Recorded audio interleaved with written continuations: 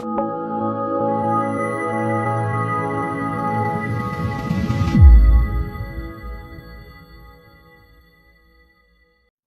students. Today, again, welcome to Evolution classes. And today, we are going to talk about the second treatment concept of a plant hormone known by the name as the gibberellic acid. As we know, gibberellic acid is also a growth promoter. Most of the work which it does is for promoting. And second of all, we need to understand what are the precursors of this gibberellic acid and what it does. Okay, I will be giving you the trick also, but before we go for the trick, we should also understand this hormone regarding certain things. For example, over here I have said the precursor of GA3 is mevalonic acid. Now, what is this mevalonic acid? This is a chemical structure of this mevalonic acid, and this mevalonic acid is basically precursors not only for gibberellic acid but also for some hormones like steroid hormones, right? And also cholesterol.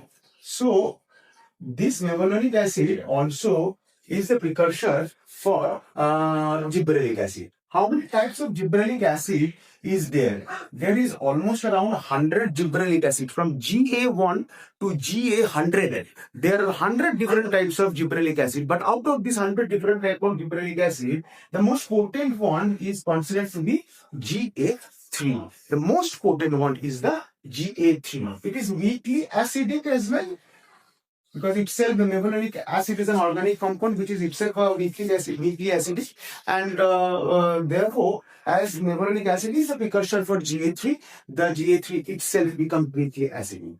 Bioassay. What is the meaning of bioassay? Bio word is associated which is anything which is biological.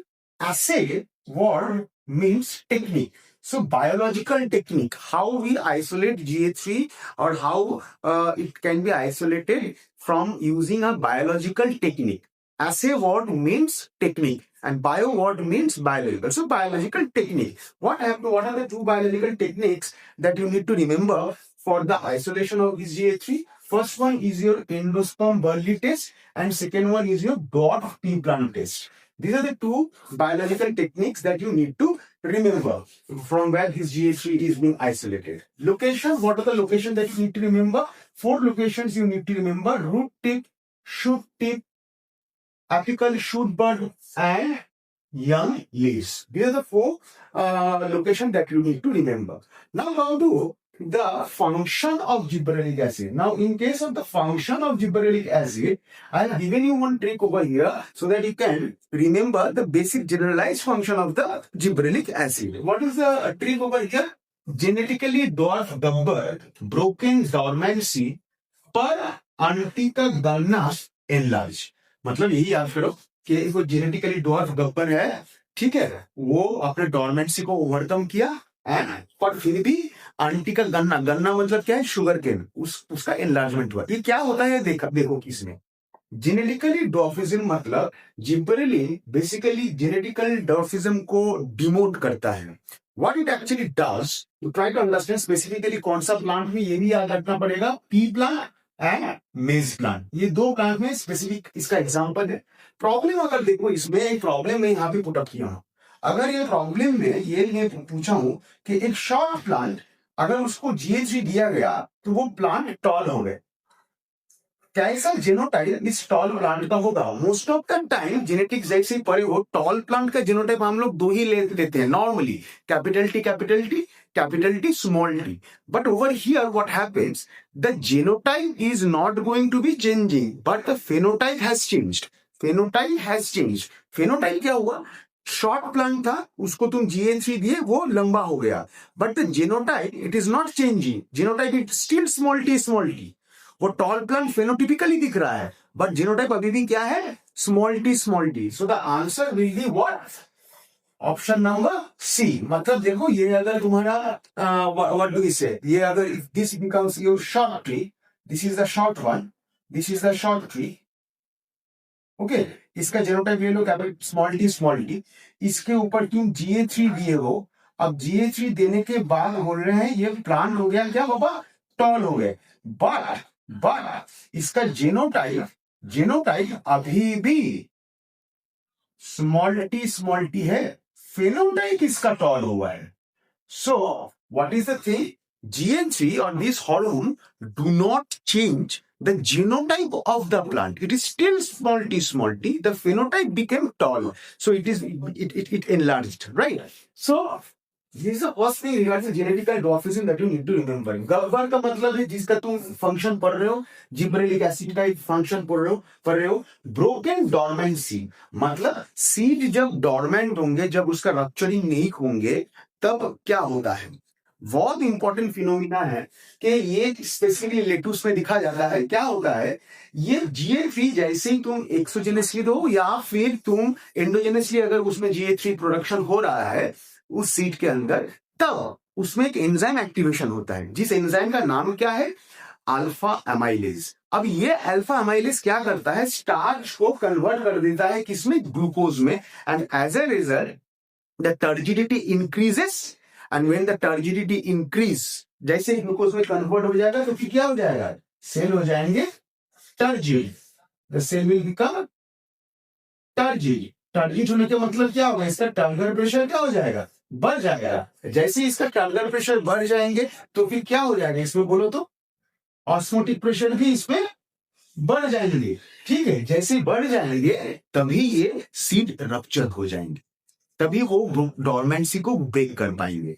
Alright, so this GH3 क्या कर रहा है, GH3 भी turgidity increase करता है by activating the enzyme alpha amylase which converts starch to glucose, and in that way it breaks the dormancy of the seed. Fourth या फिर third example में आते हैं, पार्थेनोकार्पिक। हम लोग लास्ट एक लेक्चर में भी देखे थे, ऑक्सिन भी तो पार्थेनोकार्पिक था सर, जिब्रेलिन भी पार्थेनोकार्पिक है, दोनों में से क्या ऑप्शन सही है, तो क्वेश्चन ठीक से देखना, विच इज मोर पार्थेनोकार्पिक। अगर ये पूछे तो उसका आंसर होगा GH3। अगर बोले कि from the listed hormones which are parthenocarpic, तब तुम उसका आंसर दे सकते हो GH3 as well as auxin. दोनों में से सबसे ज्यादा पार्थेनोकार्पिक अगर पूछ लिया तो कौन होगा पापा, बोलो। That will be specifically will be for your gibberellic acid. कौन सा प्लांट्स में ये पार्थेनोकार्पिक इफेक्ट दे सकते हैं, तुम एग्जांपल में ले सकते हो ग्रेप्स, क्लासिक एग्जांपल होते हैं ग्रेप्स। ठीक है, देन होता है देखो आंटी।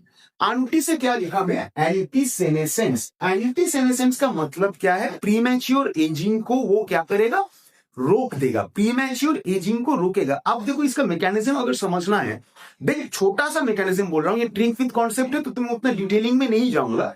इसका मैकेनिज्म सिर्फ ये याद रखो कि सीनेसेंट एसोसिएटेड जीन, जिसको बोलते हैं सैर, क्या बोलते हैं, सैर, सेनेसेंट एसोसिएटेड जीन्स को ये क्या कर देता है, जिब्रेलिक एसिड क्या करता है, इनहिबिट कर देता है।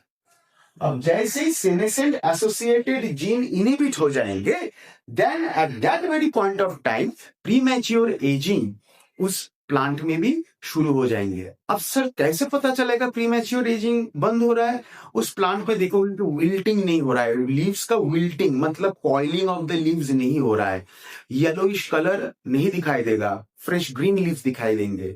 इसका मतलब सीधा है, फ्रेश ग्रीन लीव्स दिखाई दे रहा है तो उसका जो क्लोरोफिल है, वो क्लोरोफिल के अंदर जो प्रोटीन एंड द लिपिड्स है उसका डीनेचरेशन रोक दे रहा है। क्लोरोफिल का जो इंटरनल स्ट्रक्चर में प्रोटीन एंड लिपिड्स रहता है उसका डीनेचरेशन रोक रहा है। तो कभी भी एंटीसेनेसेंट हार्मोन का मतलब ही होता है सैग को इनहिबिट करेगा, सेकेंड क्या करेगा, बोलो बोलो, प्रोटीन और लिपिड जो क्लोरोफिल में है, जो क्लोरोफिल में है उसको क्या करेगा बाबा, डीनेचरेशन से डीनेचरेशन नहीं होने देंगे, मतलब प्रीमैच्योर डीनेचरेशन नहीं होने देंगे, प्रीमैच्योर डीनेचरेशन नहीं होने देंगे, विल्टिंग नहीं होने देंगे, विल्टिंग नहीं होने देंगे। विल्टिंग का मतलब क्या होगा, विल्टिंग का मतलब क्या होता है, विल्टिंग का मतलब होता है coiling of leaves, inward coiling होता है, आउटवर्ड नहीं। इनवर्ट ऐसा करके लीफ पकड़ो तो ऐसा करके अंदर की तरफ ऐसा करके सिकुड़ जाएंगे, तो इनवर्ट कॉइलिंग को वो रोक देगा। दीज आर द इंडिकेशंस कि वो प्लांट का एज ना बढ़ रहा है, सेनेसेंट पीरियड में जा रहा है, तो ये डिले कर सकता है। ऑलराइट, सो सैग याद रखना, सैग का फुल फॉर्म क्या बोला, बोलो सेनेसेंट एसोसिएटेड जीन्स, उसका सिंथेसिस या उसका एक्सेलरेशन को वो क्या कर देगा, इनहिबिट कर देगा, विल्टिंग रोक देगा, एंड क्लोरोफिल में जो भी प्रोटीन एंड लिपिड्स है उसको डीनेचर से ये रोक देगा। So as a result what will happen, premature aging रुक जाएगा। ठीक है, ये हो गया तुम्हारा आंटी का बात। गन्ना, गन्ना का मतलब क्या बोला, शुगर केन। अब देखो ये शुगर केन का अगर एग्जांपल लेते हैं, ये हो गया नोड, दो नोड्स के बीच जो स्पेस है उसको बोलेंगे इंटर नोड। अब GH3 का क्या करता है, ये इंटर नोड का इलॉन्गेशन करा देता है, इंटर नोड का इलॉन्गेशन लेंथ बढ़ा देता है। सिमिलरली अगर हम लोग कैबेज का भी एग्जांपल लेके, यहाँ पर भी बोल्टिंग होता है, क्या बोलते हैं, द वर्ड इज बोल्टिंग। ये बोल्टिंग क्या होता है, ये जो रोजेट शेप होता है ना कैबेज का, देखे हो जो रोजेट शेप टर्मिनल लाइन में ऐसा करके देखो, ये मेन स्टेम है, ये रोजेट शेप में ये बैठा है या कैबेज। अब ये मेन स्टेम, ये अगर पकड़ लो note, this one you consider it as a note, ठीक है, और ये हो गया तुम्हारा कैबेज। अब ये दो नोट के बीच ये जो इंटर नोड है इसका ना फाट करके बढ़ा देगा, एकदम बढ़ा देगा, और ये कैबेज का मुंह ऐसा करके पूरा खोल देगा, ये रोजेट शेप को पूरा खोल देगा टर्मिनल में, तो इसको बोलते हैं क्या, बोल्टिंग इफेक्ट इन कैबेज। यहां पर भी इंटरनोड का ही इलॉन्गेशन हो रहा है।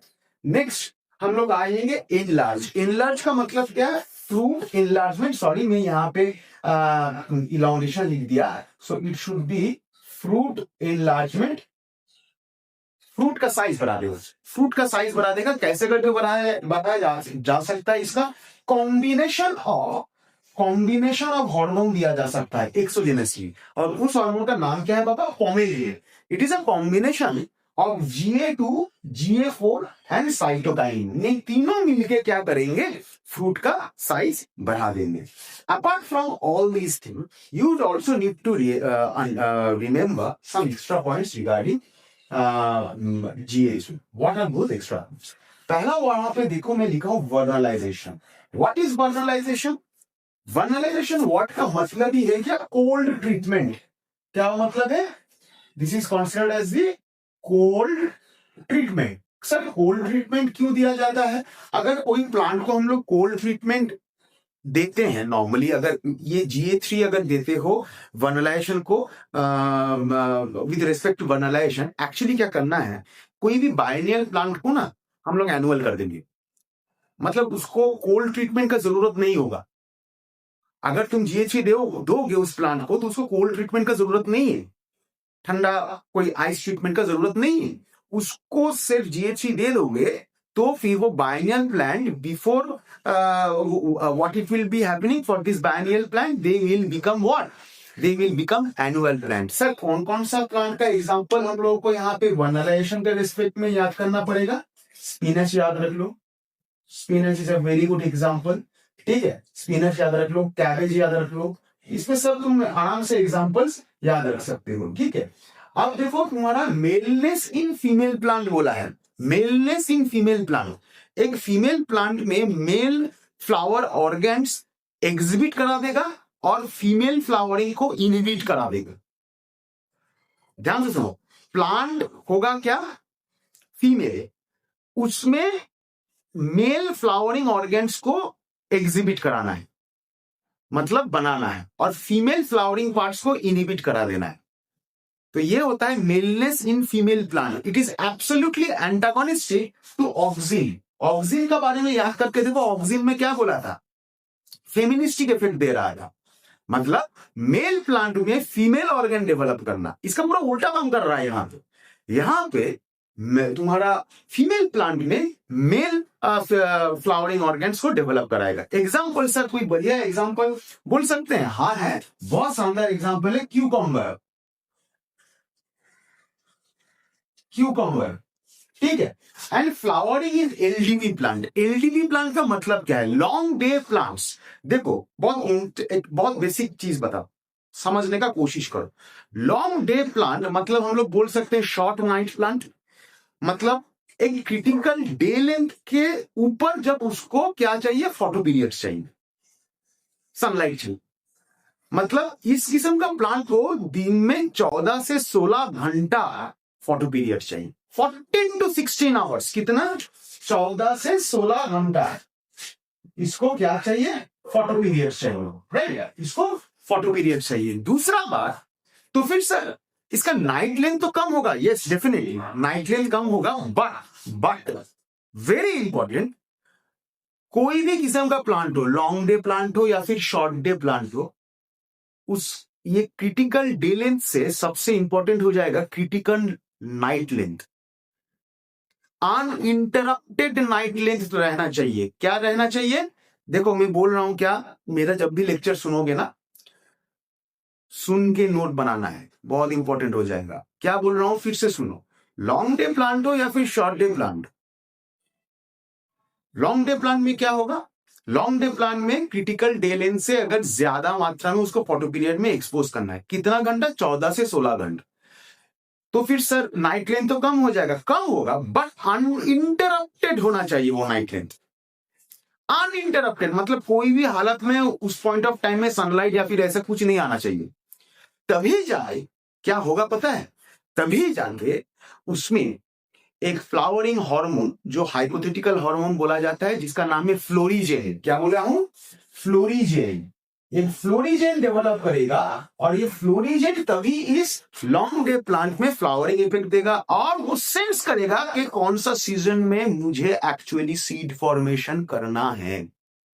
Very important. So what happens, long day plant में भी सबसे ज्यादा इंपॉर्टेंट क्या है, हम फोटो पीरियड ज्यादा एक्सपोज कर रहे हैं, क्रिटिकल लेंथ से ज्यादा कर रहे हैं, 14 से 16 घंटा, but night length, critical night length is more important than the critical day length.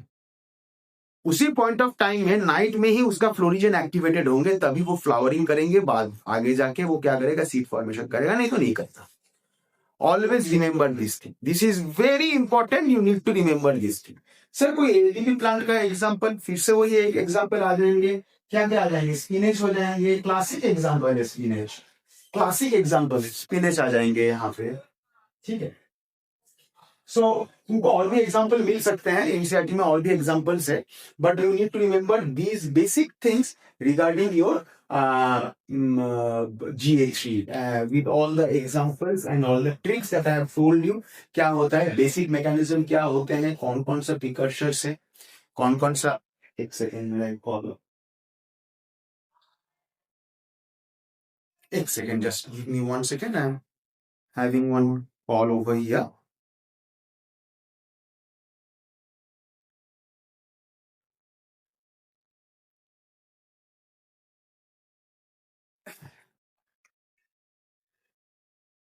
Message अभी करना था इन लोगों को, ओके। एनीवेज, तो हाँ क्या बोल रहे थे, इसके सब में एग्जांपल्स हैं सर, और भी अगर एग्जांपल्स बोलो तो स्पिनच हो गया, और भी ले सकते हो, रेडिश है, ठीक है। एग्जांपल्स एंड जो भी यहाँ पे मैं बोला हूँ एनसीईआरटी बेस्ड ही है, कुछ मैं डिटेल में डिस्कशन किया हूँ, वो तुमको याद रखना पड़ेगा, एग्जांपल स्पेसिफिकली याद रखना पड़ेगा। पूछ ले सकता है एलडीपी प्लांट मतलब कौन सा एलडीपी प्लांट्स का तुम एग्जांपल पूछ रहे हो या फिर बोल रहे हो वनलाइजेशन कहाँ पे होंगे, कौन सा प्लांट, सैग्स का बारे में पूछ सकता है, राइट। जो सेनेसेंस जीन है उसको, जब सेनेसेंट एसोसिएटेड जीन से उसको इनहिबिशन करने से ही तुम्हारा क्या बोलते हैं एंटी सेनेसेंस बन सकते हैं। ये सब थोड़ा चीजें डिटेल में याद करना पड़ेगा। विल्टिंग का मतलब कॉइलिंग का क्यों, वजह क्या है, इनवर्ट कॉइलिंग होगा या आउटवर्ड, इनवर्ट होता है हमेशा, इनवर्ट कॉइलिंग होगा, आउटवर्ड कॉइलिंग नहीं होता है। क्यों होता है, because of the denaturation of the proteins and the lipids which is present in the chloroplast. तो ये तुमको याद रखना पड़ेगा, बहुत सारी चीजें यहाँ पे with the trick, with some explanations I have told you everything regarding which is associated with gibberellic acid और the gibberellic, ठीक है, इसको तुम याद रखो। अगर कुछ क्वेश्चन है तो पूछ सकते हो। अच्छा, ऑस्मोटिक प्रेशर कैसे बढ़ रहा है सर, देखो बहुत सिंपल सा बात है, हम लोग क्या जानते हैं, कोई भी अगर सॉल्यूशन, ध्यान से समझना, कोई भी अगर सॉल्यूशन हाइपोटोनिक होता है। हाइपोटोनिक का मतलब क्या है? जब सॉल्यूट का कॉन्सेंट्रेशन ज्यादा हो जाएगा और सेल के बाहर जब सॉल्वेंट कम होंगे, राइट, सॉल्वेंट कम होंगे, तब क्या होगा? तो इंडोस्मोसिस होंगे, एक्सोस्मोसिस नहीं होगा, इंडोस्मोसिस होंगे।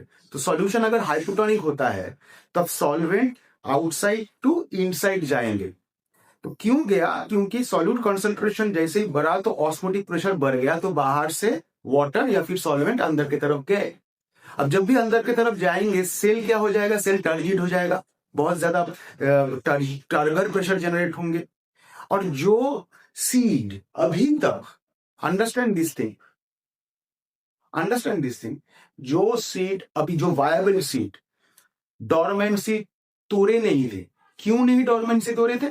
Just to avoid unfavourable condition. Viable seed होना चाहिए। अनफेवरेबल कंडीशन को वो अवॉइड करने के लिए डोरमेंसी नहीं तोड़े थे। And because of this dormancy नहीं तोड़ने का वजह, जब उसको फेवरेबल कंडीशन मिलेंगे तब वो डोरमेंसी तोड़ के जर्मिनेट करेंगे। तो ये जर्मिनेशन का प्रक्रिया बहुत इंटरेस्टिंग है। अल्फा एमाइलेज को जिबरेलिक एसिड क्या करेगा? एक्टिवेट करेगा, स्टार्च को कन्वर्ट कर देगा ग्लूकोज में, तो सॉल्यूट कॉन्सेंट्रेशन बढ़ जाएगा। जैसे सॉल्यूट कॉन्सेंट्रेशन बढ़ जाएगा तो टोटल सॉल्यूशन क्या हो जाएगा? हाइपोटोनिक। तब इंडोस्मोसिस होगा, पानी अंदर की तरफ खींचेगा ऑस्मोटिक प्रेशर बढ़ने की वजह से। अब जैसे ही सेल के अंदर पानी चला गया तो फिर क्या? सीड के अंदर भी कॉन्टेक्स्ट में सीड आएगा। जैसे ही पानी चला जाएगा तो वो टारगेट प्रेशर जनरेट करेगा और सेल बर्स्ट हो जाएंगे या फिर सीड बर्स्ट होकर जर्मिनेट करेंगे। ये तब करेंगे जब उसको फेवरेबल कंडीशन मिलेंगे। अनफेवरेबल कंडीशन, कोई भी क्लाइमेटिक अनफेवरेबल कंडीशन हो, उस पॉइंट ऑफ टाइम में सीड जर्मिनेट नहीं करेंगे। जब तक नहीं वायबल कंडीशन में रहेंगे, कोई भी सीड जर्मिनेट नहीं कर रहे हैं, तब तक उस चीज को बोलेंगे सीड डोरमेंसी। ये होता है चीज, अगर तुमको ये समझ में आ गया तो। Any other questions regarding this? कोई क्वेश्चन है तो पूछो। अच्छा, देखो मैं पढ़ाई से ही रिलेटेड बातें करता हूँ। मुझे कोई ये जो क्वेश्चन किए हैं मुझे अभी व्हाट्सएप में पूछ रहे हैं, तो सिंपल सा वो मुझे पूछ रहा है कि सर आप तो पहले बहुत बातें करते थे एंड बहुत जोवियल मूड में थे, सिर्फ पढ़ाई पढ़ाई पढ़ाई। क्योंकि देखो सिचुएशन ऐसा कभी कभी बन जाता है ना कि लोग बदल बदल जाते हैं। So I always tell everyone I tell कि यार तुम जैसे बोल रहे हो कि सर आप एडिक्टेड थे पहले बहुत ज्यादा। हाँ था, but I have always maintained one thing, even I am addicted to nicotine and a particular chemical group called by the name as OH group. But I am always being precise even while I am into addiction. The delicate difference between humanistic parasitism, obnoxious elements, and pretentious people. You should also maintain this protocol as far as I am concerned. धक्का खाते खाते मेरा हंसी चल गया होगा या फिर लोगों का उपकार करते करते ऐसा हो गया, तो it is very important. Even I M, तुम बोले हो, तुम पूछ रहे हो डायरेक्टली कि पहले से ऐसा, हाँ निकोटीन के ऊपर मेरा खास लगाव है। It it drives me to no, but तुम लोग मत करना, ठीक है? काफी कुछ लोग मेरा आउटलुक देख के भी कमेंट करते हैं। A lot of things, don't try to be like me. What I am teaching over here, that is going to be important for you. With the kind of a person I am or the kind of things that I have done, a lot of stigma is attached to it. So पढ़ाई से मतलब मेरे को जो तुम पूछे हो मैं वही बोल रहा हूँ। Pretentious people, parasitic humans से बच के रहना। सभी तुम्हारा दोस्त नहीं होंगे एंड सभी तुम्हारा उपकार नहीं चाहेंगे। हंस के बात करेंगे लेकिन उल्टा ही पड़ जाएगा। So I have dealt with this day in day out for the last 13 years. Anyways, this is not a platform to talk about what I am going to do. It is a platform what you are going to do. All right. So take the screenshot if it is needed for you, and that will be it for the gibberellic acid. And next, I will be talking about cytokinins. Thank you. Thank you very much. And thank you for asking certain questions that I don't want to discuss in this platform. If you want to know anything about me, you can DM me or you can directly call me. No issues. Okay. Stay healthy, do well, and grind well. It's very important. Thank you.